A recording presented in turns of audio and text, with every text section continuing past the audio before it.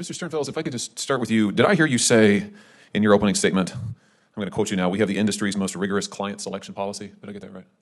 We believe that to be true, Senator. Well, how is it then that you end up with so many clients who are state-owned Chinese corporations hostile to the United States? Thank you, Senator. So the basis for my answer was we've invested over $700 million over the last several years to put in place a rigorous client selection process that looks at a whole series of factors. Well, let's talk about some of your clients. Like the China Communications Construction Company. This is a firm that is blacklisted by the United States government. This is a state-owned enterprise that is responsible for building artificial islands in the South China Sea, probably in direct contravention of international law, certainly in direct contravention to United States security interests. You help them develop their 5-year plan. Why is that a good idea? Senator, our work in China overwhelmingly works with multinational companies, including many of those being U.S. And private sector. No, actually, you've advised 22 of the 100 biggest state-owned companies in China. That's according to the New York Times. Let's talk about another one, the Chinese Ocean Shipping Company. That's a state-owned conglomerate that's played a key role in China's naval expansion. I'm quoting from NBC News here. And Beijing's bid to extend its global reach. This company has been given special status by the CCP and forms the core of China's defense industrial base. This company has provided logistical support to the Chinese Navy's escort operations in the Gulf of Aden, and experts say, I'm still quoting, it serves as the maritime logistical arm for the People's Liberation Army. You're advising them.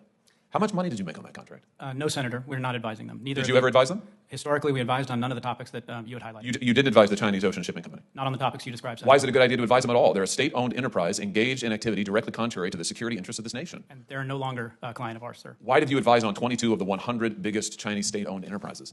That number I don't believe is accurate, Senator. It doesn't have anything to do with money, does it? I don't believe that number is accurate, Senator. How much money do you make off the United States government? I don't know the size of our work with the U.S. government, Senator. In 2021, you made more than $850 million in consulting work for the federal government with the Department of Defense as your top client. When you bid for those government contracts, did you disclose your work for these Chinese state-owned enterprises that were conducting activity adverse to our national security? Did you disclose it to the Department of Defense? Senator, we take OCI incredibly seriously and have even gone beyond what is required around disclosures. So that's a yes?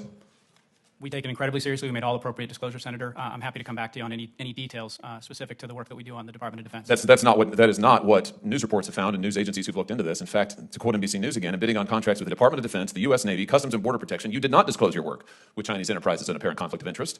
A report in 2021 showed, December 2021, that you admitted to providing services only for provincial and local governments in China, but not for the central government in China. My question is, why should you be able to get any contracts in the United States government? If you're going to advise foreign nations who are hostile to us and make gobs of money off of them, why should you be getting U.S. government contracts?